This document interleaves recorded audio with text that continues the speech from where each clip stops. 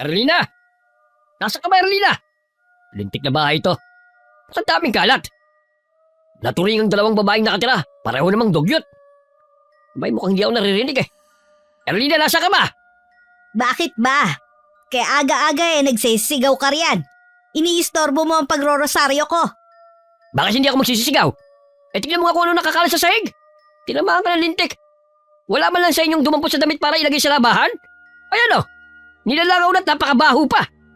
Abay malay ko. Alam mo namang si Rosa ang nag-aasikaso dito sa bahay.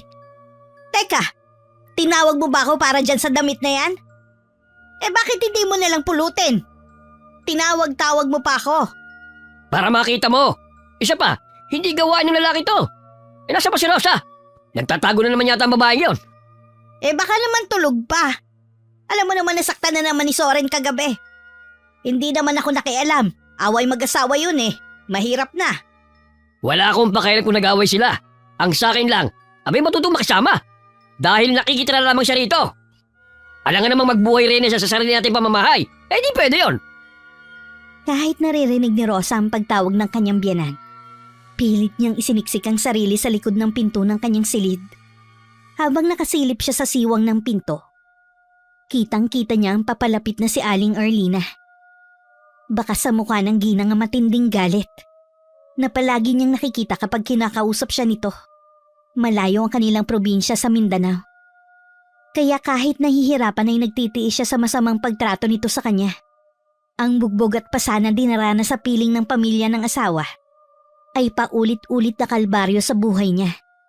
Muling umalingaw-ngaw ang malakas na sigaw ni Mang Gosing habang tinatawag ang pangalan niya. Rosa! Alam kong gising ka na! Kapag hindi ka pa lumabas ng kwarto mo, kakalad ka rin kita habang hila ang buhok mo. Hindi na nga nakakatulong, nakakabuisit ka pa. Hindi mo ba talaga bubuksan tong pinto? Talagang inuubos mo ang pasensya ko ah!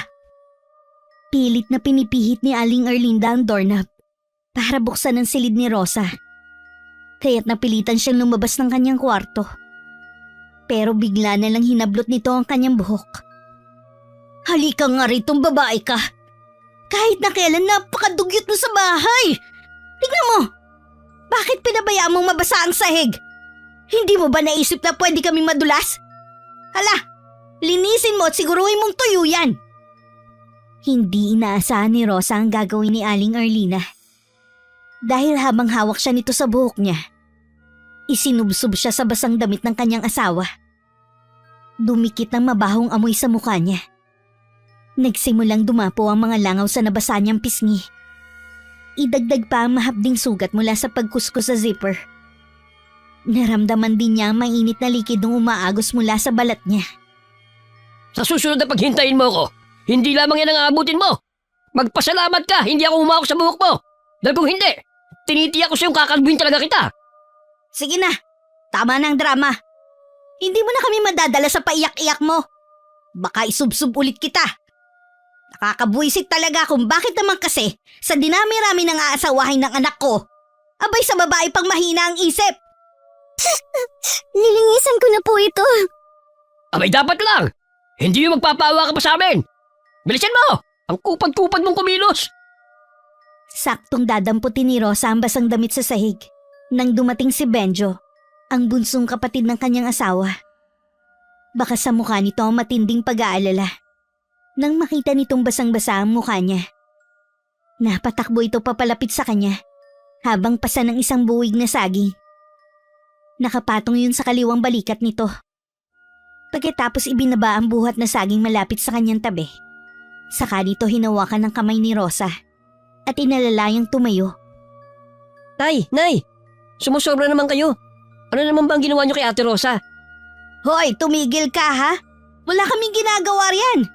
Pinakukuha ko lang sa kanya nagkalat na basang shorts ng kapatid mo. Gaano po ba kabigat ang damit at kailangan niyo pang iutos kay ate? Dumudugo na nga mukha niya eh. Hindi man na kayo makaramdam ng awa. Napapansin naman po ninyo na maraming pasa sa katawan niya. Lahat ng yan gawa ni Kuya. Pati ba naman kayo dadagdag pa sa mga pananakit kay ate? Tumigil ka nga sa pagtatanggol mo sa kanya. Kaya lumalaki yung ulo dahil kinakampihan mo. Kami ang magulang mo. Isa pa, anak lang kita. Lahat ng sasabihin ko ay batas niyong dapat sundin. Kaya susunod kayo sa akin. Dahil bago ako nagagalit, Sinasabi ko muna kung anong kinagagalit ko. Ayos lang ako, Benjo. Ililigpit ko na lang itong damit ni Zoren. Ako na lang po ang gagawa. Wag na!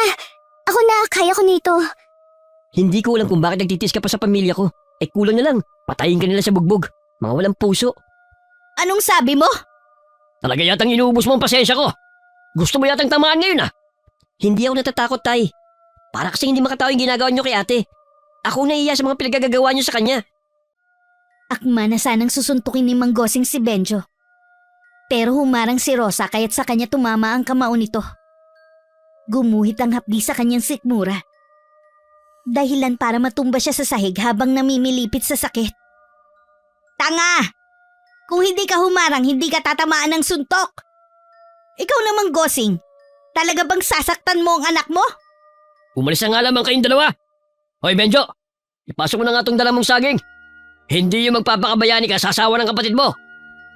Hindi to pagpapakabayani, Tay. Inilalayo ko lang kayo sa kasamaan. Kayo nakakaya dito eh. Hindi na nga nakapagpigil sa galit si Mang Gosing. Sinuntok nito sa sigmura si Benjo. Kaya't bumagsak ito sa sahig sa tabi ni Rosa. Napahawak sa tiyan ng binata habang namimilipit na rin sa sakit. Diyos ko, maayos ka lang ba, Benjo? Ayos lang po ako, ate. Sa susunod na sasagutin mo pa ako ng pabalang, Benjo. Para lamang sa walang kwentang babaeng to. Hindi lamang yan ang sasapitin mo. Kabwisit ka! Hinakbangan lamang ni Mang Gosing ang nakahigang si Benjo. Habang papalabas ito ng pintuan ng sala. Sakalang tumayo si Rosa para lapitan ang nasaktang bayaw. Ibinangon niya ito at hinaplos ang nasaktan nitong sikmura. Nakabaluktot ito habang hinaharangan ng dalawang braso ang kanyang tiyan. Hindi ka na sana nakialam. Nasaktan ka tuloy. Palagi mo na lamang kong pinag-aalala.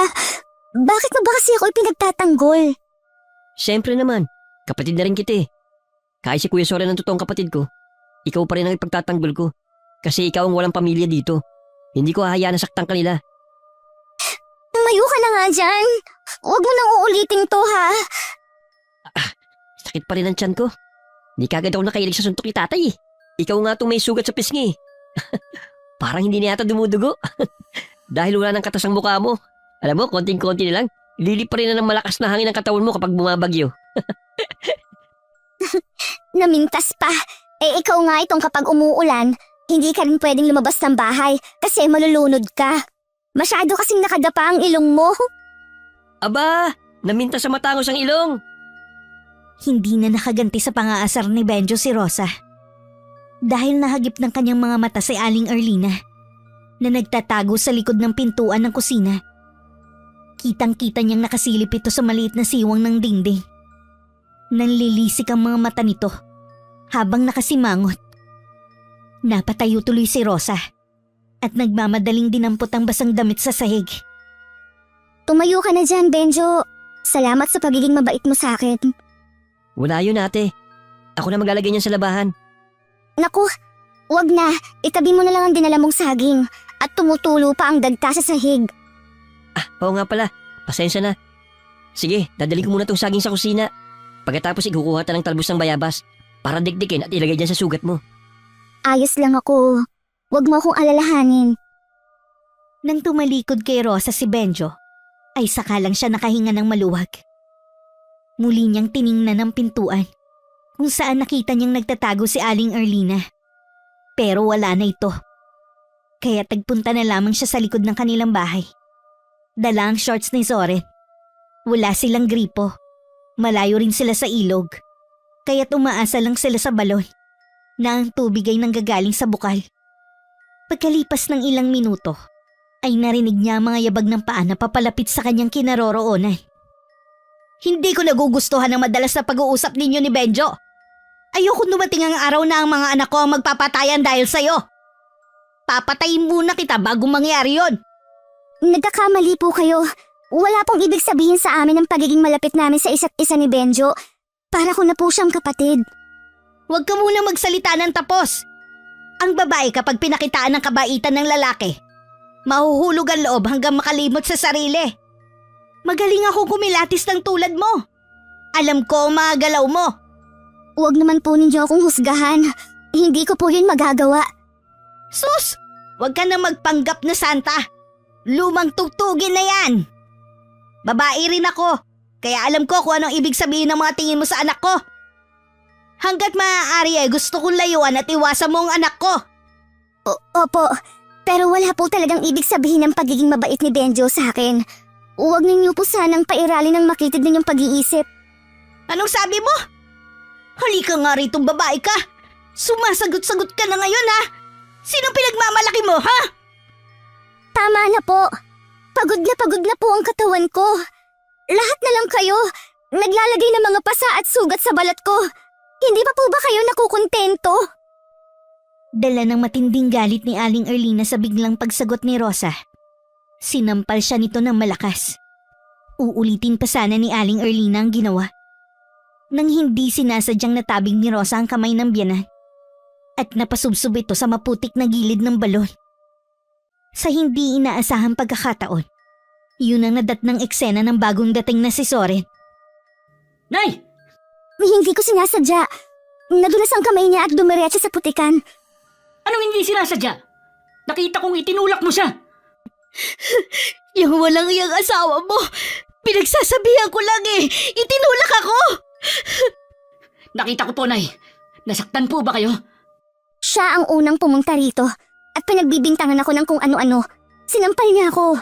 Wala akong ginawang masama sa kanya. Tinawid ni Soren ang espasyong namamagitan sa kanila para lang sampalin si Rosa. Sa lakas ng kamao ng asawa, napasubsob siya sa putikang kinasubsoban ng ina nito.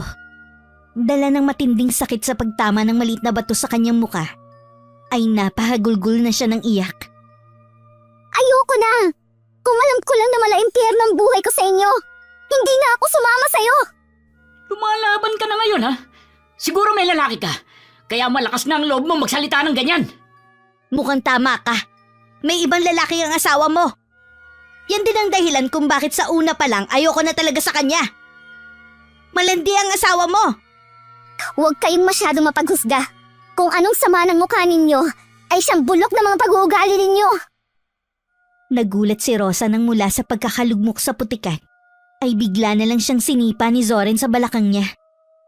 Sakto naman ang dating ni Benjo, at tumakbo agad ito sa kanyang kinaroroonan. Tama na yan, kuya. Babae lang kaya mong saktan. Kung ayaw mo na kay ate, palayain mo na siya. Para ano? Kayo ang magsama? Akala mo ba hindi ko nahalatang may gusto ka sa kanya? Wala akong gusto sa kanya, kuya. Naawa lang ako kay ate. Bakit pa ganyan ang sinasabi nyo? Ganyan na ba kakitid ang mga isip nyo? Halika na, Ate Rosa. Tumayo ka na dyan. Huwag mo na akong pakikialaman. Lumayo kayong lahat.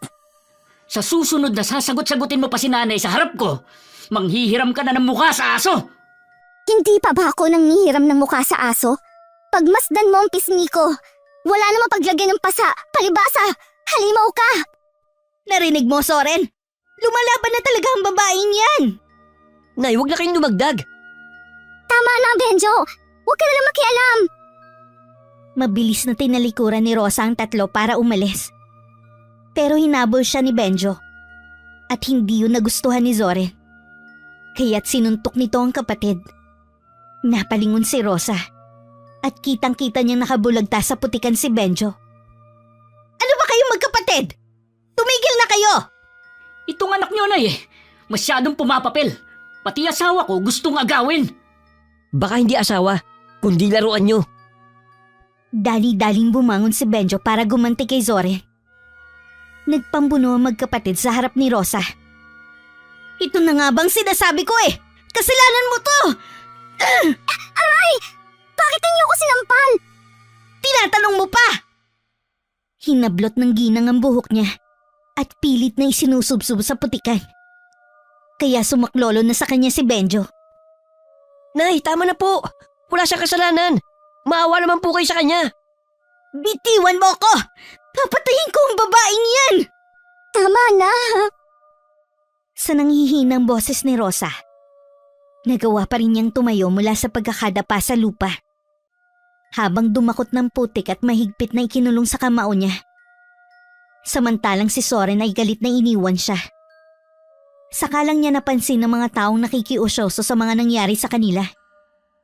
Binalot ng galit ang puso niya at napasigaw ng malakas para pakalmahin ang sarili. Gumapang ang mainit na hangin sa kanyang katawan. Kasabay ang pag-agos ng putik sa kanyang kamay. Nang mapansin ng mga tao ang kulay ng kanyang mga mata, napaatras ang lahat at nang mamadaling umalis sa kanyang harapan. Hindi natulog si Rosa sa tabi ni Zoren. Sa imbakan ng mga sirang gamit siya nagpalipas ng gabi. Kinabukasan ay maagang nagising si Rosa para ipagluto ng agahan ng mga biyanan at asawa. Nagulat na lang siya nang marinig ang malakas na sigaw ni Aling Arlina. Ang sakit ng bibig ko! Gosing, tulungan mo ako! Diyos ko, labi mo! Namumulat na mamaga. Ano nangyari sa'yo? Kasalanan to ng manugang mo! Ang walang yang yun! Tinulak ako sa putikang kahapon! Baka doon ko to nakuha! Ang sakit talaga! Buwisit siya. Nagkagulo na naman kayo? Pinatulang ka? Hindi ka malamang nirespeto? Makikita na mabayong hinahanap niya. Masasaktan ko siya. Habang naghahalo ng sinangag si Rosa, dinig na dinig niya ang pagbabanta na yun ni Mang Gosing. Pero imbis na matakot, lumapad pa ang ngiti sa kanyang mga labi. Idiniin pa niya ang sandok sa kanin, habang nararamdaman niya ang kakaibang lakas na bumabalot sa kanyang buong pagkatao. Alam niya rin na unti-unting nagbabago ang kulay ng kanyang mga mata. Mula sa itim ay nagkukulay berde yon. Hanggang nagkakagulo na ang mag-anak sa biglang pagwawala ni Aling Arlina. Dalhin niyo na ako sa ospital. Ang sakit na ng bibig ko. Parang tinutusok na ng kutsilyo ang labi ko. Saka mainit at mahapdi. Ano po bang kinain niyo kahapon? Wala akong kinain. Na-allergy ako. Kagagawan to ng asawa ni Zoren. Tapos kinakampihan mo pa ang babaeng yun. Tingnan mo nga ang ginawa niya. Nagbibintang na naman kayo. Alam ko hindi si ate ang nagsisimula ng gulo. Narinig mo ba, Gosing? Imbis ako ang kapihan ng anak mo, ang babaeng yun ang pinagtatanggol. Ano mo pinakain sa'yo ni Rosa at nagkakaganyan ka? Tuwagin mo ang kuya mo at samahan kami magpagamot sa doktor. Saglit na natahimik ang sala. Pagkaraan ng ilang minuto ay biglang nagkagulo ang mag-anak. Nang sumambulat ang suka ni Aling Arlina sa sahig. Malapot na likido na sumingaw ang mabahong amoy. Ang ngiti ni Rosa ay mas lalong lumapad habang naglalagay ng itlog sa kawaling pinaglutuan ng sinangag. Ganyan nga, Rosa. Hindi ikaw ang dapat na matakot. Ikaw ang dapat nakatakutan. Anong ibinubulong-bulong mo ate? Ha? Wala. Nagkakabisa lang ako ng kanta. Kumusta si nanay? Ayun, pagkatapos magsuka, dinala ni Kuya sa bayan para magpagamot. Teka ate Rosa, masakit ba ang mata mo? Para kasi may kakaiba eh. Bumundo lang kaba sa dibdib ni Rosa nang humakbang papalapit si Benjo. Para tignan ng mga mata niya pero napaatras siya. Agis lang ako. Nalagyan kasi ang mata ko kahapon ng putik. Saka, kung maaari, huwag ka munang lalapit sa akin. Kung ayaw mong pati ikaw, madamay sa galit ni nanay. Dahil sa pagiging mabait ko sa'yo kaya kanila sinasaktan? Pasensya ka na. Hindi naman totoo ang sinasabi nila eh. Pasensya ka na ate sa malupit na pagtrato nila sa'yo. Saka lumabas ng kusina si Benjo. Habang si Rosa naman ay dali-daling pumasok sa kwarto niya. Pinagmasdan niya ang mga mata sa tapat ng mahabang salamin. Sa pagkakataong yon, bumalik na rin ang kulay ng kanyang mga mata. Saka napaluhang nahaplos ang may sugat niyang pisngi at labi. Pagkaraan ng 2 oras, biglang nagkagulo sa labas. Nagsisigaw na pumasok si Mang Gosing. Diretso sa kanilang sala. Lumayo kayo sa akin! Dalian mo Zoren! Isarado mo ang pinto! Ano nangyayari sa labi ko? Lintik na doktor yan! Tinanggihan ako! Bakit hindi ka tatanggihan? Hindi ko na alam kung saan ang galing ang mga langaw na lumabas sa bibig mo. Hinahabol tayo hanggang dito sa bahay. Hindi ko rin alam kung ano itong nangyayari sa akin. Ewan ko! Hindi na natapos ni Aling Arlina ang sasabihin. Nang sumambulat muli ang suka nito sa sahig.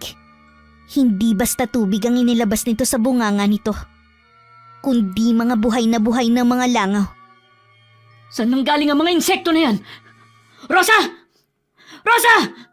Huwag mo nga munang matawag-tawag ang babaeng yon. At baka magdilim ang paningin ko, mapatay ko pa siya. Teka, sino ang maglilinis ng mabahong suka ko sa sahig? Tawagin mo! Hindi pwedeng tayo lang ang naghihirap! Rosa! Nay, bakit po? Linisin mo nga ang kalat sa sahig! Bakit ang tagal mong lumapit? Nasa si Benjo? Hindi ko po alam. Nasa kwarto po ako. Bilisan mo! Linisin mo na ang kalat sa sahig! Nang matapos si Rosa sa paglilinis, si Benjo naman ang dumating para agawin sa kanyang mga dala. Ate, ako na po magdadala. Ako na. Huwag mo na akong tulungan. Sa harapan ko pa talaga kayo maggaganyanan, Benjo? Nandito ang kuya mo, hindi ka nahihiya? Ano po bang problema nyo? At lahat na lang ng mga kinikilos ko pinapansin nyo. Ano ka ba? Imbis si Rosa dapat ako ang inaasikaso mo. Ako ang may sakit. Dahil yan sa ugali nyo, kaya nangyayari yan sa inyo. Masyado nyong hinuhusgan ang bawat galaw ni ate. Pikon na ako sa pagiging pakialamero mo! Gusto mo bang ulitin ko ang pagsapak sa'yo nang matauhan ka na sa katangahan mo? Pwede ba? Tama na. Isa ka pa no? Halika nga rito, babae ka! Sa loob tayo mag-usap! Bitiwan mo nga ang braso ko. Nasasaktan ako. Bitiwan mo si ate, kuya! Nang hindi pinansin ni Soren ang sinabi ni Benjo, bigla na lang nitong sinuntok si Soren. Kaya bumagsak ang kapatid nito sa sahig. Doon nagalit si Mang Gosing. Imbis si Benjo ang sinuntok nito, si Rosa ang sinampal nito kaya ang laman ng dala niyang palanggana ay muling natapon sa sahig. Halos mahilo siya sa lakas ng pagkakaumpog ng kanyang ulo sa sahig. Ate! Rosa!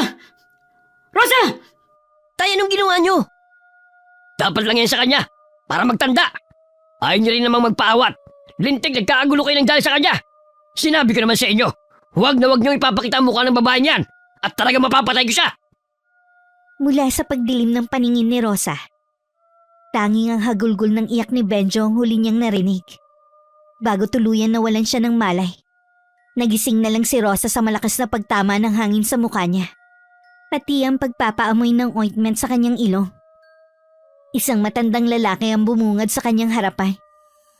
Nakatali ng panyo ang ulo nito, kaya alam niyang albularyo ang lalaki. Napabalik ko siya ng bangon. Saka lang niya napansin si Benjo. Sa upo ang katabi ng Catherine kinahihigaan niya.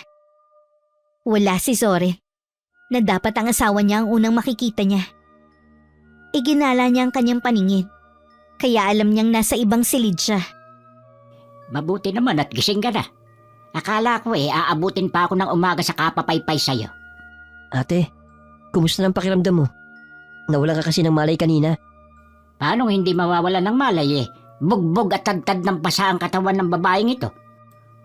Kung hindi kayang pakisamahan ng pamilya mo si Rosa, pauwiin nyo na sa kanilang probinsya. Ayos na po ang pakiramdam ko. Nasaan ako? At sino po kayo? Ako si Lolo Golem, albularyo dito sa baryo ng Elenda. Kung nahihirapan ka sa mga biyanan mo, huwag kang magtiis. Kung gusto mo, tumito ka na lang para hindi ka na nila saktan. Gusto ko na po umuwi sa probinsya namin. Pero may tatapusin lang ako. Salamat po sa alok ninyo sa akin. Ang mabuti pa, Benjo, ihatid mo na itong si Rosa sa bahay ninyo.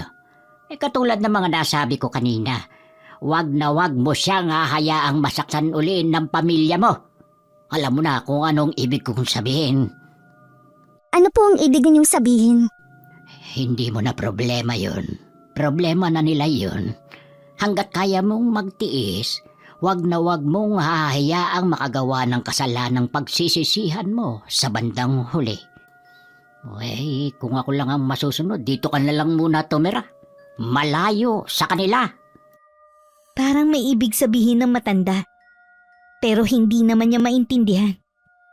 Pinutol ni Benjo ang iba pa sana niyang sasabihin. Tayo na ate, umuwi na tayo. Aalis na po kami, Lolo Golem. Sige na. Kapag may problema ka, huwag kang mahiyang lumapit sa akin. Salamat, Lolo. Sige na. Umalis na kayo. Ipainom mo itong dinikdik na sambong kay Rosa. Makakatulong yan para malinisan ang kanyang dugo. Itapal mo rin ang dahon sa kanyang sugat sa katawan. Saka lang sila lumabas ng pinto na gawa sa kawayan. Napansin ni Rosa na madilim na pala ang paligid, kaya halos ilang oras siyang walang malay. Mabuti na lang at maliwanag ang sikat ng buwan. kaya't nakikita nila ang daan. Inalalayan siyang maglakad ni Benjo pero tumanggi siya. Habang naglalakad pa uwi, hindi maiwasan ni Rosa ang hindi magtanong. Paano mo nakilala si Lolo Golem? Madalas ako magpunta rito kapag masama ang loob ko noon kina tatay at nanay. Kadalasan mas palagay pa ang loob ko sa kanya kaysa sa sarili kong mga magulang. Ganyan na sila dati pa. Palaging mainit ang ulo, lalo na kapag walang pera. Hindi na sila makatarungan sa akin. Nahihirapan na ako sa ugali nila. Ang hirap nilang pakisamahan. Pasensya ka na ate, kung ako nagdala sa'yo dito imbis na si Kuya. Tutulungan kita makapag-ipon ng pera para pamasahe mo pauwi sa probinsya nyo. Bakit ka ba nagpapakita ng kabaitan sa akin? Kaya tayo pinagdududahan dahil sa mga ikinikilos mo eh. Wala akong pakialam sa mga sasabihin nila ate. Ang alam ko, tama ang ginagawa ko. Para walang kasamang mangingibabaw, suklian nyo ng kabutihan. Hindi ako naniniwalang may kabutihan pang natitira sa mundong ito. Napakalupit ng kapalaran sa buhay ko. Kahit na umuwi ako sa probinsya, walang pamilyang naghihintay sa akin. Pero magkakaroon ka ng katahimikan sa puso mo. Wala nang mananakit sa'yo. Muli nilang ipinagpatuloy ang paglalakad. Parang bigla siyang nanibago sa ikinikilos ni Benjo. Pati ang malakas na enerhiyang nanggagaling sa lalaki. Mabigat naman ang dating sa pakiramdam niya. Parang isang malakas na puwersang nagtutulak sa kanya palayo. Napansin din niya ang daliri nitong parang may katas ng dahon. Pero binaliwala niya ang kanyang mga napansin. At muling bumakas sa mukha niya ang matinding galit. Hindi ako papasok sa kwarto namin. Sa imbakan ako ng mga gamit matutulog. Gusto ko muna mapag-isa. Maraming salamat sa'yo. Huwag ka mag-alala. At talagang doon kita dadalhin. Tsaka nilinisan ko na rin yun. Para saan ba yung itim na anitong nakatago sa ilalim ng lumang katre mo? Ha? Hindi ko alam kung kanino yun. Ang akala ko nga sa inyo. Kaya nga itinabi ko muna kasi nakakatakot ang itsura. Itapon ko kaya? Wag! Baka hanapin ng may-ari pag simulan pa ng away. Ganun ba? Akala ko kasi sa'yo eh. O sige na, magpahinga ka na. Ako na lang magsasabi kay Kuya na nakauwi ka na. Pagtapad nila sa pinto ng kwartong nasa silong ng bahay, tumalikod na si Benjo sa kanya. Sakalang nakahinga ng maluwag si Rosa, habang tanaw ang pag-akyat ni Benjo sa hagdan ng bahay. Pagpasok naman niya sa loob, ay muli niyang binuksan ang lumang gasera. Kumalat ang liwanag sa buong silid, at nakita niyang malinis na ang kwarto. Kinuha niya ang itim na anito sa ilalim ng katre. Ang rebultong itim ay isang lalaki na may taas na isang dangkal. Ipinatong niya yun sa kanyang altar. Saka nagsagawa ng ritual. Ididipa na lang sana niya ang kanyang mga braso para sa pagsisimula. Nang may biglang kumatok sa kanyang pinto. Dali-dali niyang itinago ang anito sa ilalim. At binuksan ang pinto ng kanyang kwarto. Nakalimutan ko palang ibigay sa'yo itong kumot. Salamat. Sige, magla ka ng pinto ate. Inumin mo rin tong katasang sambong. Nang maiabot sa kanya ang baso na may lamang kulay berdeng likido, muli niyang isinara ang pinto. Ipinagpatuloy niya ang ginagawang ritual. Dating mambabarang si Rosa, na nagpa siyang magbago ng makilala ang asawa. Pero dahil sa hindi magandang nangyari sa buhay niya, muli niyang niyakap ang pagiging isang malupit na mambabarang. Habang nagsasagawa siya ng ritual, pakiramdam niya may pumipigil sa kanyang kakayahan. Pero dahil sa lakas ng kanyang kapangyarihang taglay, nagtagumpay siya sa malupit na barang para kay Mang Gosing. Kaya kinabukasan ng boses naman ng matandang lalaki ang nangibabaw sa buong bahay. Habang mataas ang araw. Bitiwan niyo ako! Umalis kayo sa aking harapan mga halimaw! Bakit meron kayong mga sungay? Tay, ako to. Ang panganay niyong anak, si Soren. Ano ba nangyayari sa inyo? Bitiwan ninyo yung itak! Umalis ka! Hindi kita kailangan! Halimaw ka! Huwag kang lalapit! Dahil kung hindi, pupugutan kita ng ulo! Tay, bakit ba kayo nagkakaganyan? Mula sa ibaba ng bahay na kinaroroonan ni Rosa, dinig niya ang malakas na sigawan na nanggagaling sa sala. Malapad ang kanyang ngiti. Dahil alam niya kung ano ang mga nakikita ni Mang Gosing. Sa kasalukuyan yun ang unang epekto ng barang na ginamit niya. Kulang na lang ay sumayaw siya sa labis na kaligayahan. Huminto lang siya sa pag-indak nang mahagip ng kanyang mga mata ang nagmamadaling si Benjo. papunta sa kinaroroonan ng ama nito. Tay, ano nangyayari sa inyo? Kuya, bakit nagkakaganyan si tatay? Saka, nasa ba si nanay? Hindi ko alam kung bakit nangyayari ito sa mga magulang natin. Bakit kuya? Si nanay, hindi na niya maibuka ang bibig niya. Umiyak lang ng umiyak. Hindi ko na alam ang gagawin ko sa kanila. Kuya! Si tatay naman, pagkagising ko, hawak na ang itak. Papatayin niya tayo at halimaw raw ako. Para siyang nasisiraan ng bait. Ganyan nga. Magdusa kayo. Babait pa nga ako eh. Dahil kung ano lang ang ginamit ninyo para saktan ang damdamin ko, yun lang ang inatake ko. Unti-unti ko kayong papatayin. Ang sarap din yung pagmasdan mula sa siwo ng sahig ninyo. Baka kailangan natin humingi ng tulong kay Lolo Golem. Tumigil ka nga sa mga pinagsasabi mo. Walang sakit si tatay at nanay. Tulungan niyo ako! Maraming halimaw dito sa bahay! Teka, nasa na bang itak ko? Bakit niyo inago ang itak ko? Papatayin niyo! Pilit na nagwawala si Mang Gosing. Habang nanlalaki ang mga matang nakatingin sa dalawang anak. Inayos muna ni Rosa ang kanyang sarili bago pumasok sa loob ng bahay. Isinuot niya ang singsing na matagal nang hindi lumalapit sa kanyang mga daliri. Isang kapangyarihang sandata na may mutya ng uwak. Isang proteksyong hindi magtuturo sa tunay na pagkatao ng barang. Isa lang ang nasa isip niya ngayon. Ang matandang si Lolo Golem. Batid niya ang malakas na enerhiyang nararamdaman niya rito. Pero hanggat hindi ito nakikialam, hindi ito makakatikim sa kanyang galit. Pagpasok niya sa pintuan ng sala, lahat ay napatingin sa kanya. Bigla kasing naghilom ang kanyang mga pasa at sugat sa katawan. Bagamat may markang natitira, bakas sa mukha ng tatlo ang pagkagulat nang makita siya. Tulungan mo ko, Rosa! Maraming halimaw na nakapaligid sa akin! Tay, umalis kayo sa paanan ng babaeng yan. Bakit niyo ba kinakapitan ng binti niya? Narinig mo, Rosa? Nagsasalita ang mga halimaw! Wala pong mga halimaw. Mga anak ninyo po sila. Ha? Hindi. Wala akong anak na halimaw. May mga sungay sila. Tulungan mo ako. Ialis mo ako rito. Halos pagapang ang lapit ni Mang Gosing kay Rosa. Kapag umaalis siya para iiwas ang mga binti niya. Habang si Benjo ay nanatiling nakatingin lang sa kanya. Masakit din naman para sa kanya na masaktan ang bayaw niya. Dahil naging mabuting tao ito sa kanya. Pero wala na talagang makakapigil sa kanya. Nasimulan na niya ang ritual. At nagbigay na rin siya ng alay sa kanyang Diyos. Hindi na siya kailanman magkakaanak. Bilang kapalit sa parusang ibibigay niya sa mga taong umapi sa kanya. Zoren, kunin mo itong tatay mo. Wag mo akong ibigay sa kanya. Pakiusap. Hindi na ako magiging malupit sa'yo. Tulungan mo ako, Rosa. Hindi ko kayo matutulungan dahil wala naman pong halimaw sa bahay nito. Benjo, ikulong ninyo si tatay para na siyang baliw. Sakalang gumalaw si Benjo sa pagkakaluhod sa sahig.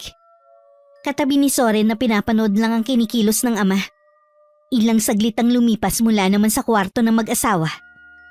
Narinig nilang umiiyak si Aling Erlina. Kaya't nagkunwari si Rosa na nag-aalala sa dalawa. Pero ang totoo parang gusto niyang lumukso sa tuwa. Lalo na nang makita niya ang kalagayan ng biyanang babae. Dali-dali siyang lumapit sa matanda habang umiiyak. Lumobo na ang labi nito na halos matakluban ng muka. Mapupula at may mga insektong gumagalaw sa loob. Kitang-kita yon dahil manipis na ang balat ng labi ni Aling Erlina. Nay, anong nangyayari sa inyo? Sa tingin ko, may umaatake ng pataligod sa mga magulang ko. Nasaan si tatay? Kinulong ko muna sa kwarto ko. Itinago ko na rin ang mga itak na pwede niyang gamitin laban sa atin. Hindi ko alam kung anong nangyayari sa kanila. Ipagamot natin sina tatay at nanay. Si Lolo Golem. Siya ang mas nakakalam sa ganitong sakit. Puntahan mo siya. Kailangan mong magbadali. Pagkatapos kong makita ang kalagayan ni nanay ngayon, parang gusto ko nang maniwalang may barang sila. Sa oras na malaman ko kung sino may gawa nito, pagsisisihan niyang nabuhay pa siya. Anong gagawin mo? Papatayin ko siya. Sa kabila ng pagbabantang yun ni Zoren sa harap ni Rosa, ay lihim pa siyang napapangiti. Dahil hindi na rin magtatagal, isusunod na niya ang kanyang asawang mahilig gumamit ng kamao para saktan siya.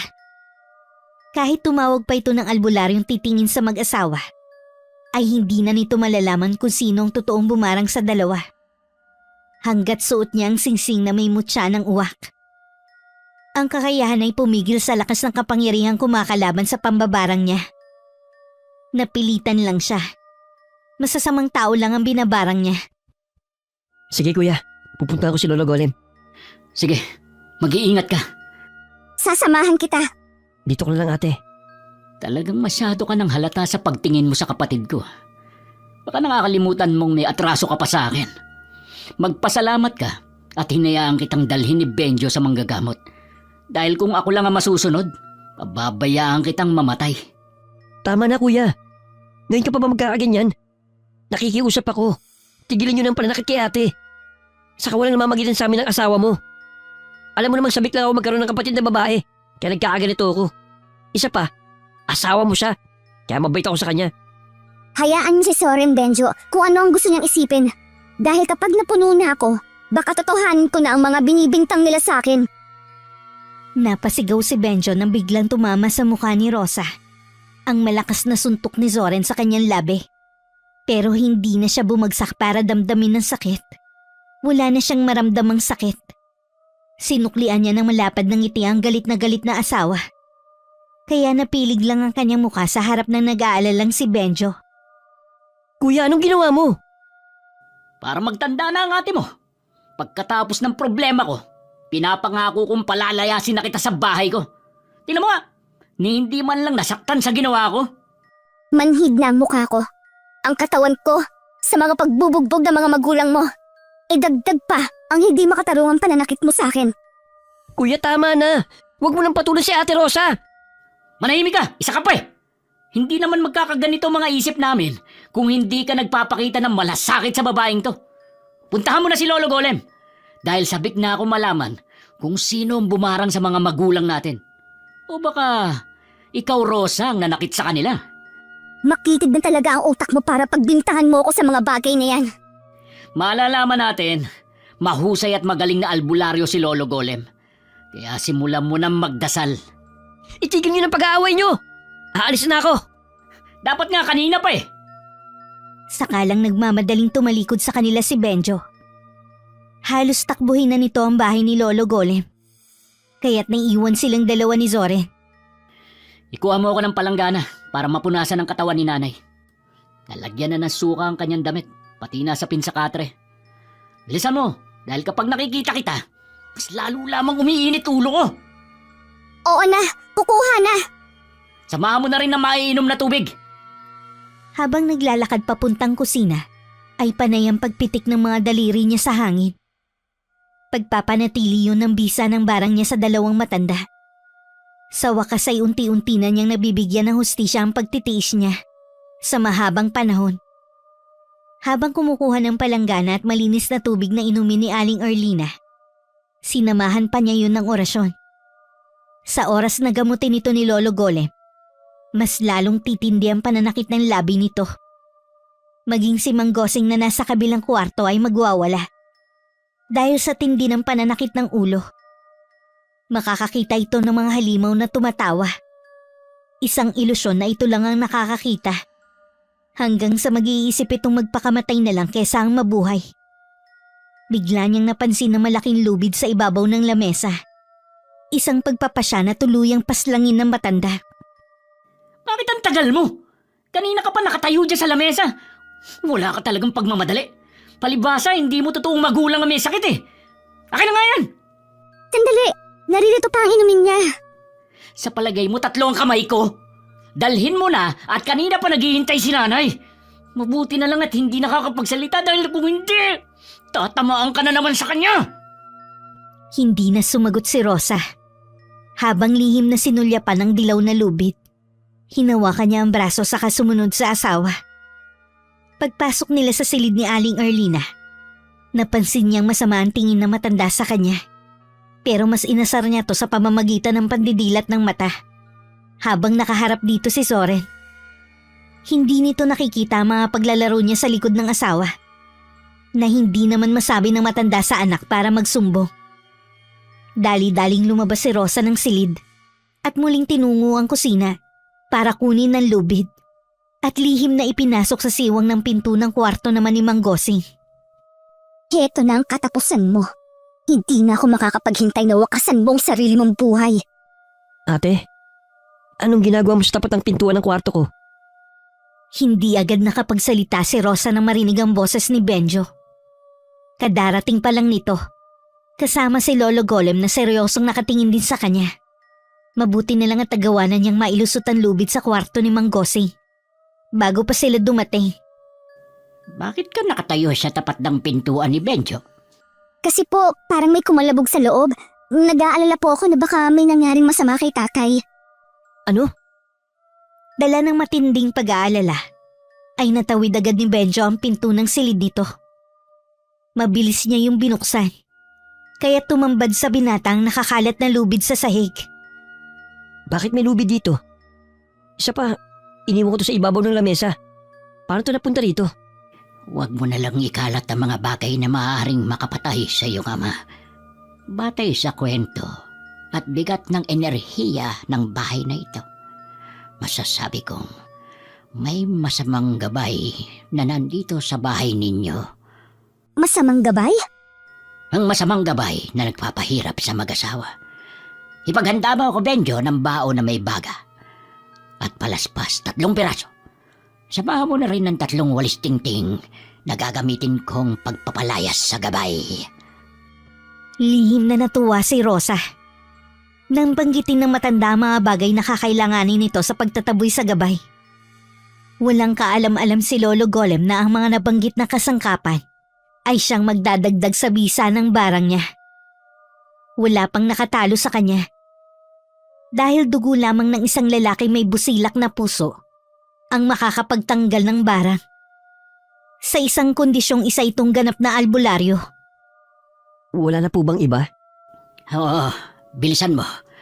Dahil kapag hindi natin napigilan ng masamang enerhiya na nandito sa bahay, ay tuluyang mababaliw ang iyong ama at mamamatay din ang iyong ina. Bakit po nangyayari to sa kanila? Tulungan po ninyo sila. Hindi mananalo ang kasamaan sa kabutihan. Kaya't masasabi kong mahihirapan akong pagalingin ng mag-asawa dahil sa ugali nila. Sandaling napaisip si Rosa sa sinabi ng matanda. Tama nga ang magkapatid. Mahusay at magaling na albularyo si Lolo Golem. Pero hindi siya makakapayag na matalo siya. At mauwi lang sa wala ang pagsasagawa niya ng ritual. At alay bilang isang babae. Heto na po, kumpleto na po ang mga gagamitin. Dito tayo sa kwarto ni Erlina. Kasama pa po ba ako? Oo, dahil bahagi ka pa rin ng pamilyang ito. Napasunod na lang si Rosa sa matanda. Na halos hanggang balikat lang niya ang taas. Kahit payat si Rosa, masasabi niyang may angking ganda ang kanyang mukha. Kaya't nahumaling sa kanya si Zoren. Pero sa kabila ng kanyang mga katangian, nandito siya ngayon gamit ang pinakamalupit na barang.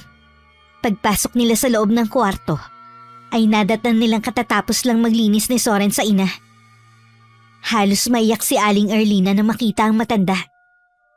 Kahit hindi ito nakakapagsalita, alam niyang humihingi ito ng tulong kay Lolo Golem. At kapag napapadako ang mga mata nito kay Rosa, nababakas sa mukha nito ang matinding galit. Ilapag mo ang bao sa sahig nitong kwarto ni Erlina. Ikaw naman, Soren. Doon ka muna magbantay sa iyong ama. Matagal na panahon na akong nagsasagawa ng ganitong panggagamot. Pero ngayon lang ako nakatagpo ng ganito kalakas na puwersang pumipigil sa aking kakayahan. Simulan na po ninyo, Lolo. Nakakapag-alala po na baka hindi kayanin ni nanay at tatay ang sakit. Sige, sisimulan ko na. Naupo si Lolo Golem sa tapat ng umuusok na bao. Inilagay nito ang palaspas sa gitna ng baga. Iniabot naman ni Benjo ang 3 walis tingting sa matanda. Saka ipinikit ang mga mata at nagsimula ng magsagawa ng ritual. Gasterombino. Elbino de Cerdon. Lolo, bakit parang umiitim na ang usok ng bao?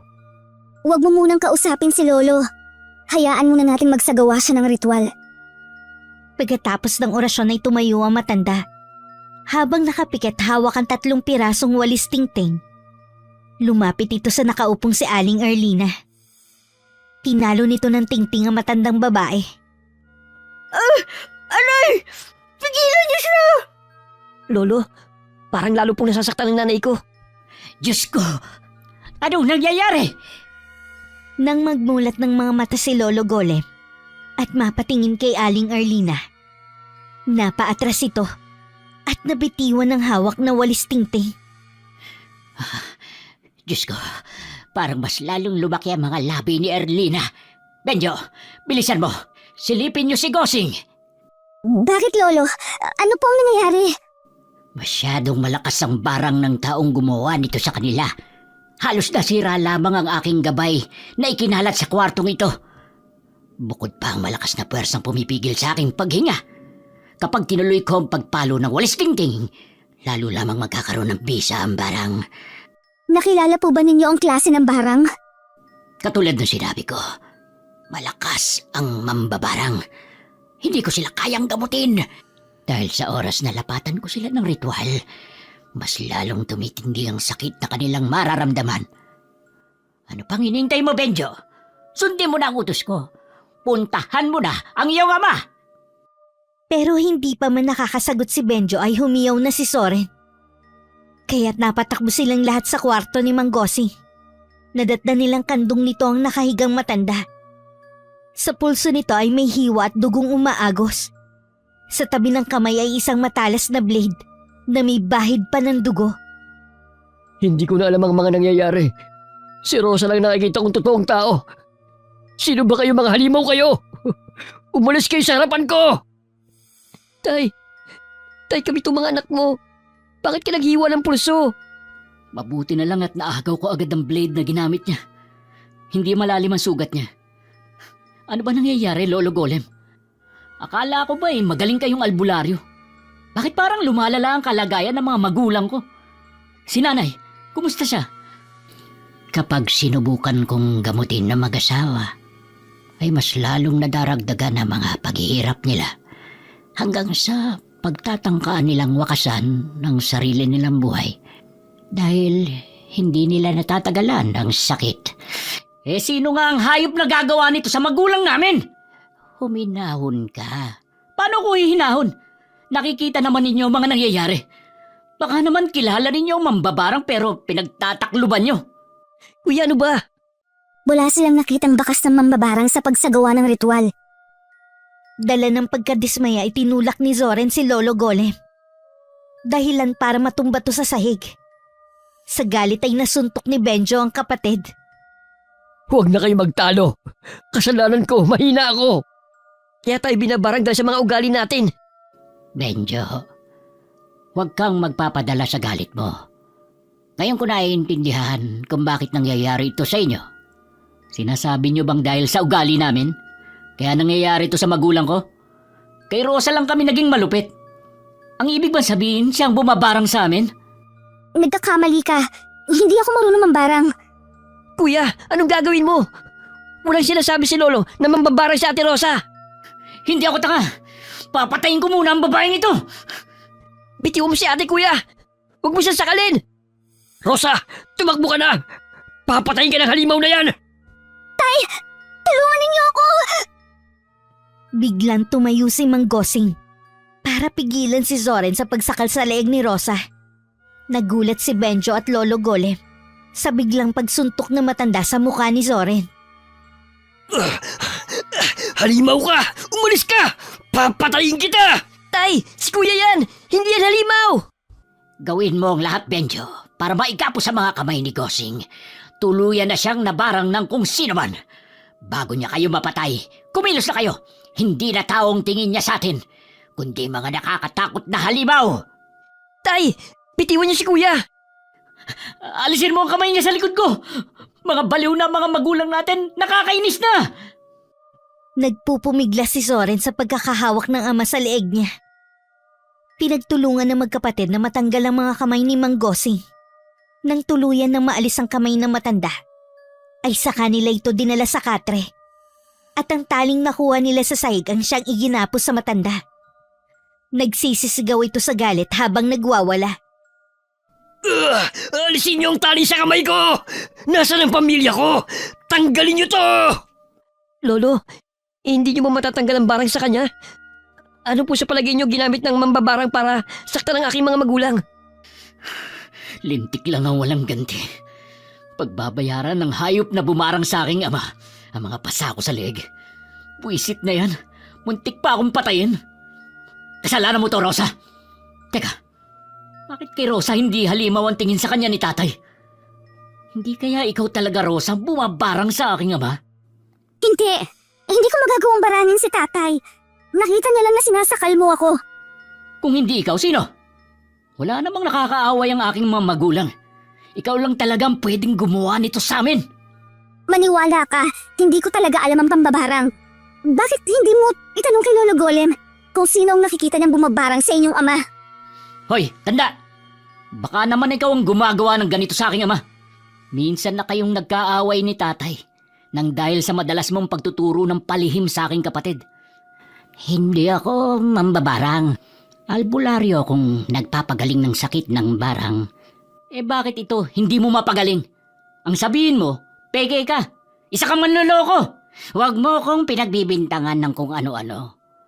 Alalahanin mong hindi ko pa nasasabi ang mga bagay na nakita ko sa kanilang mga ikinikilos.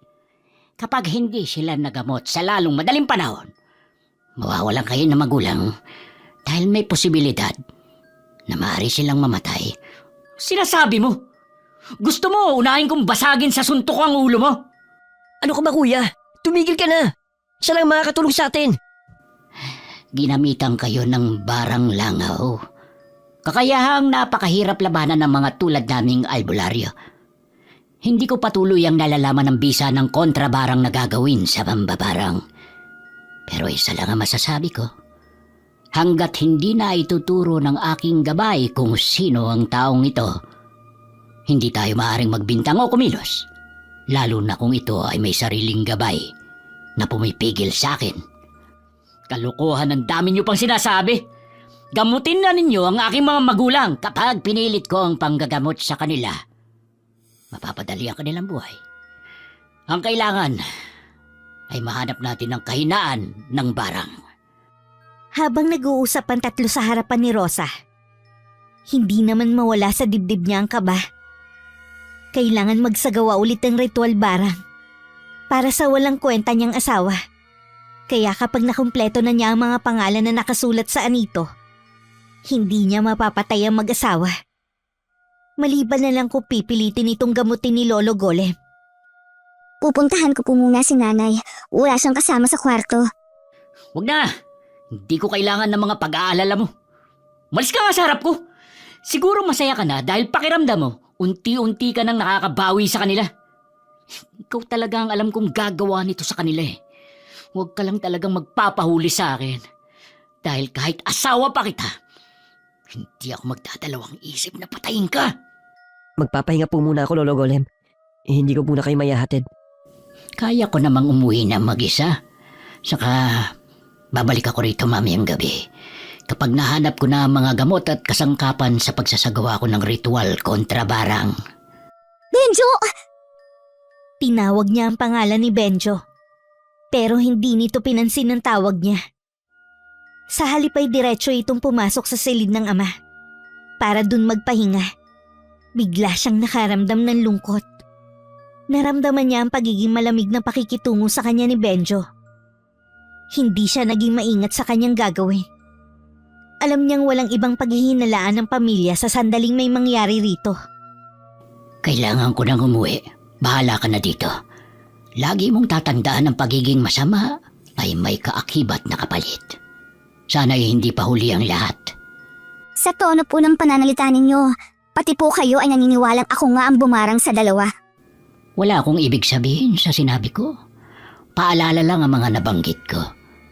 Meron kasing mambabarang na kapag may itim na gabay, kahit wala siya rito, ay alam ang mga nangyayari sa pamilyang kanyang binabarang. Akala ko po kung ano. Tandaan na ang maling gawain ay parang katulad sa isda. Nahuhuli sila sa sarili nilang bibig. Yun lang at mabilis na humakbang papalabas ng bahay ang matanda. Sakalang nakahinga ng maluwag si Rosa. Muli niyang tiningnan ang mga nakasaradong pinto. Siya naman ay dumiretso sa kwarto niya para magsagawa ng huling ritual. Sinigurado muna niya na walang makakakita sa kanyang gagawin. Muli niyang inilabas ang itim na anito at nagsagawa naman ng ritual para kay Soren. Hinaplos na muna niya ang suot na singsing. Saka idinipa ang mga braso habang nakapikit. Herberosa, Pakrendon, Sagre Berdino. Ate, bakit? Bakit mo to ginagawa? Benjo! Nanginginig ang kanyang tuhod nang makita si Benjo na nakatayo sa pintuan ng kanyang kwarto. Nangingilid ang mga luha nito sa mata habang nakatingin ng diretso sa kanya. Una pa lang, alam kong ikaw talagang bumabarang sa mga magulang ko. Paano? Kailan mo pa nalaman, Benjo? Nung araw na nawalan ka ng malay at dinala kita sa bahay ni Lolo Golem, naramdaman niyang mabigat na enerhiyang nanggagaling sa'yo. Kaya sinabi niyang bantayan kita at huwag kang palalapitin sa mga magulang ko. Pero hindi ako naniwala. Hindi ka masamang tao, ate. Pero nagkamali pala ako. Patawarin mo ako, Benjo. Pero huli na. Binarang ko na sila. Hayop ka! Ikaw pala ang gumawa nito sa mga magulang ko! Pagbabayaran mo to! Kuya! Isa ka pang traitor ka!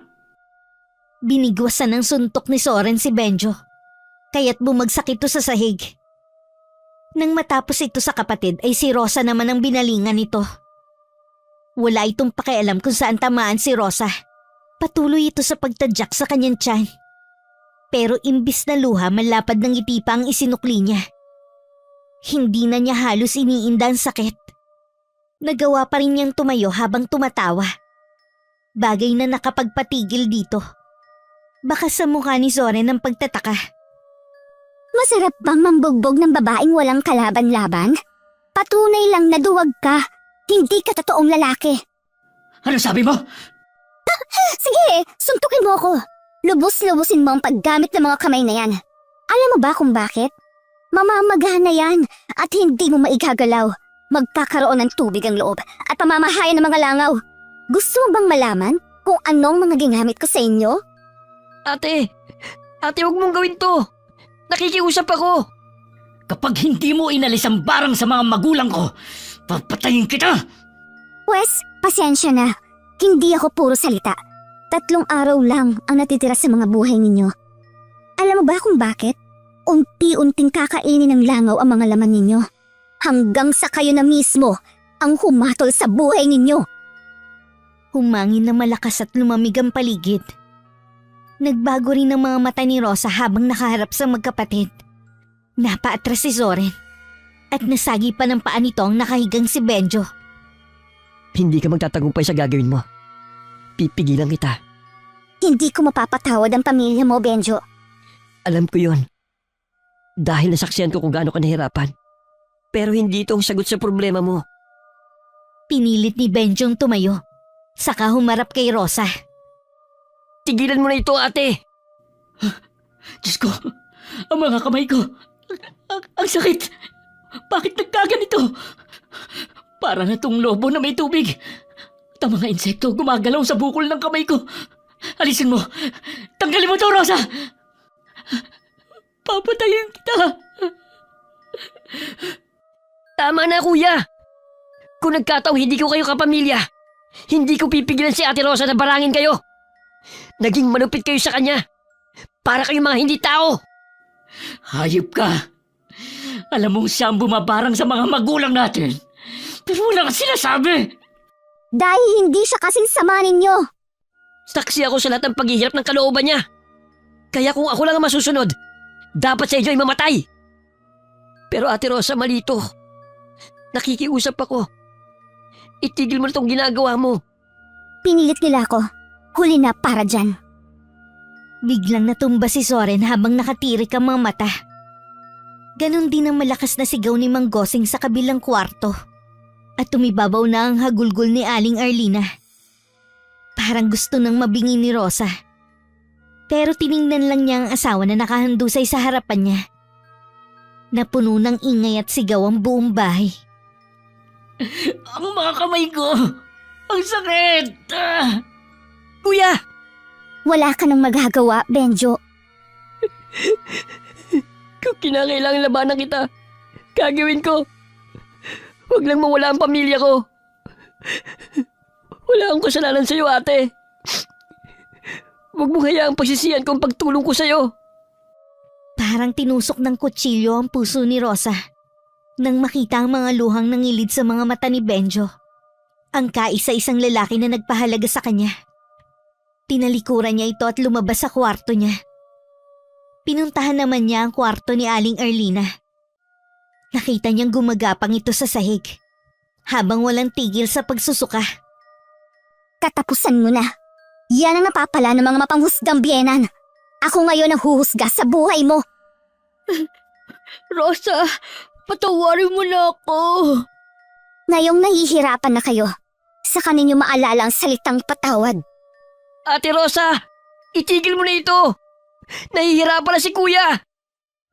Hawak ni Benjo ang mga braso ni Soren habang inaalalayan nitong makaupo ang kapatid sa upuan na yari sa kawayan. Hindi na mababawi ang mga barang na ibinigay ko sa kanila. Kahit magsisi sila sa kanilang mga ginawa, tanging dugo lang ng isang tunay na albularyo ang makakapagpawala ng bisa sa barang. Pero hanggat hindi nawawala ang galit ko sa kanila, walang magbabago sa sakit na kanilang mararamdaman. Pakiusap, hindi na kami magiging masama sa'yo. Bawiin mo lang ang barang. Kahit masakit ang mga labi mo, nagagawa mo pa rin magsalita para utusan lamang ako sa aking gagawin. Muling natumba si Aling Erlina. Dahil sa mahinang pagbigkas ni Rosa sa orasyong makakapagpagalaw sa mga insektong nasa labi nito, mas lalong napasigaw ito sa sobrang sakit. Ate, nakikiusap ako. Huwag mo saktan si nanay. Kahit para na lang sa akin. Huwag mo tong gawin. Parang awa mo na. Patawarin mo ako, Benjo. Pero masasama silang tao. Patawarin mo rin ako sa gagawin ko, ate. Pero hindi ko rin hahayaang patayin mo sila.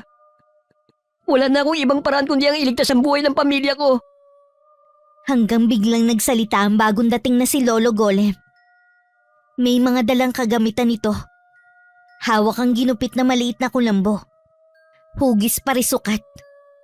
Mga kasangkapang may kinalaman sa pangontra ng barang. Gawin mo ang nararapat, Benjo. Ikaw na lang ang makakapigil sa barang na ibinigay ni Rosa sa kanila. Nagsasabi siya ng totoo.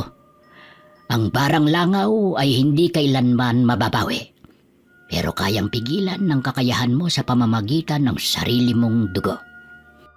Kung ganon, isa kang albularyo, Benjo. Anong ibig ninyong sabihin? Lalabanan ako ni Benjo ng harapan.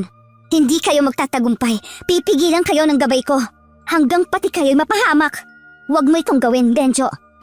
Kung ang buhay ko magiging kabayaran, mawala lang ang galit mo, ate. Gagawin ko! Masyado ka nang nagpatangay sa matinding galit mo, Rosa. Patawarin mo sila sa mga nagawa nila.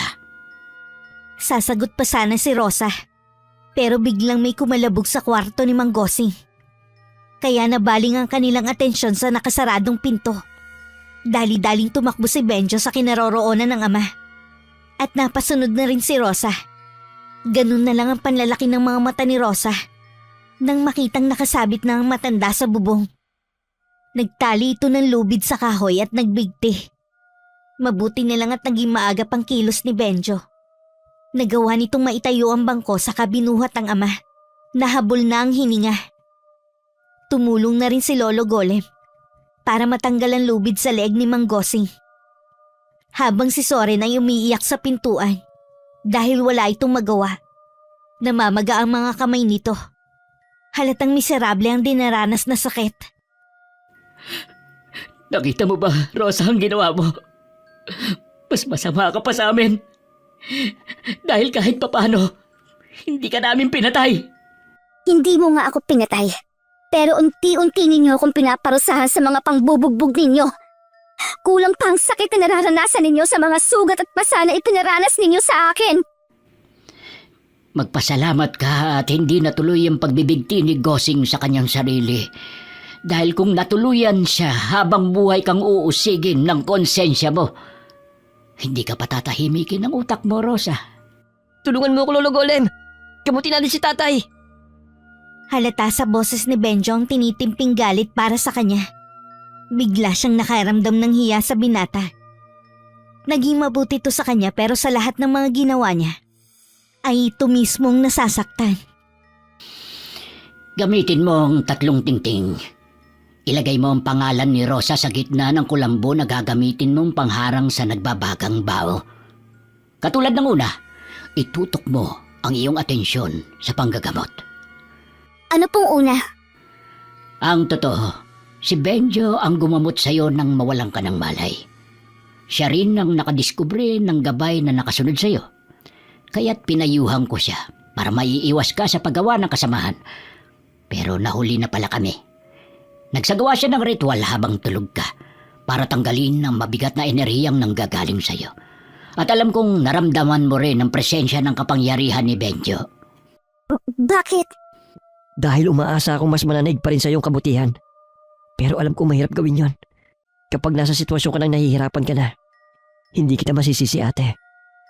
Pero kailangan kita mapigilan. Sige, ituloy mo ang panggagamot sa mga magulang mo. Hindi na ako tututol. Pero mapapahamak ka. Maaaring ikamatay mo ang gagawin ni Benjo. Nakahanda na po ako, Lolo. Pagkatapos ng nagawa ko sa kanila ay magpapakalayo na ako.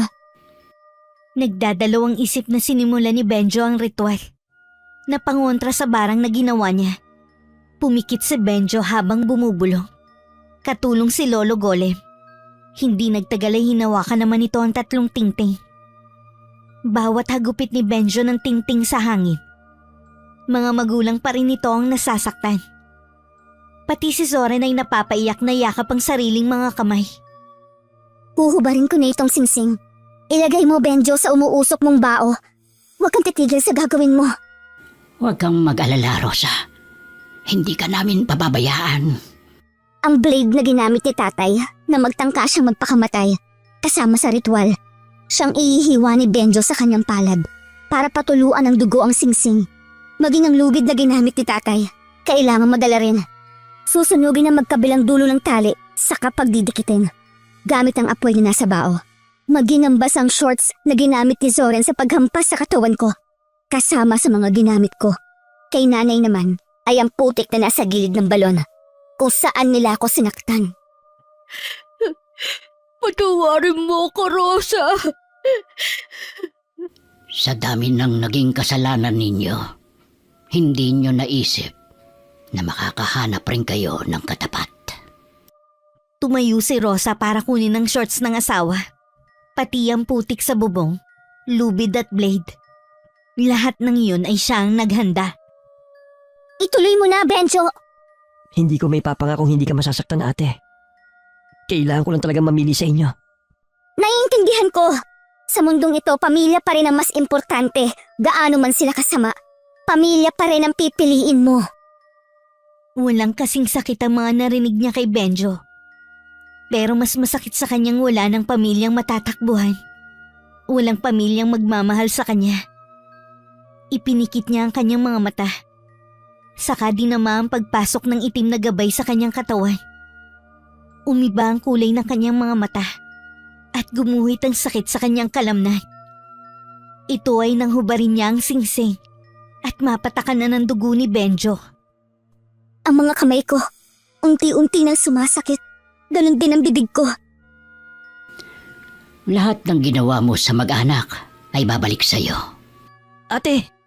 Ituloy mo lang! Guess Ben Dudino! Isang oras siyang tuluyang makakapagtanggal ng barang kay Mang Gosing at Aling Erlina. Habang si Soren ay nanatiling walang imik sa isang tabi. Nakaramdam si Rosa ng pagsusuka. Paglabas ng mga langaw sa bibig niya. Humilab din sa sakit ang tiyan niya. Lalo na nang sunugin ni Benjo ang maliit na kulambo at hinampasan lumalabas na usok gamit ang tingting. Para yung latigo na tumatama sa kanyang balat. Walang kasing sakit. Hanggang sa naramdaman niya ang paglayas ng itim na gabay sa kanyang katawan. Natuluyan nakapagpawala ng kanyang malay. Nagising si Rosa sa malambot na higaan. Mabango ang paligid. Masarap din ang hangin na tumatama sa balat niya. Habang naririnig niya ang masayang tawanan sa kanyang paligid. Hindi niya to gusto, nanay. Paborito niya ang nilagang hipon. Tumahimik ka nga dyan. Mas alam kong ginagawa ko. Ako na kasi, nay. Si tatay na lang ang asikasuhin mo. Bakit ako? Patanda na ako eh. Si Benjo ang istorbohin nyo. Tignan nyo, baka matulong na si Rosa sa kakapaypay ng mga dahon ng sambong. Nanay, tatay, gising na si Ate Rosa. Tuluyan nang iminulat ni Rosa ang kanyang mga mata. Mga nakangiting mukha ang nakita niyang nakatunghay sa kanya. Naramdaman din niya ang braso ni Soren na umaalalay sa kanyang pag-upo. Anong nangyayari? Bumabawi sa'yo, ate. Nakaligtas sila dahil sa tulong mo.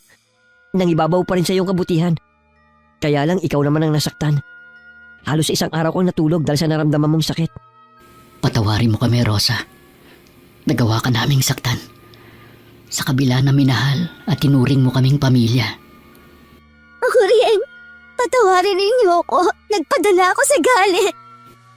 Heto, ipinagluto ka namin ng nilagang hipon. Hindi man lang kita na ipagluto nito.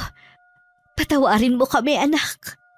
Kaya sa susunod na mag-iwan ka ng basang damit sa sahig, abay idiretso mo na ng punas ng lahat ay basa.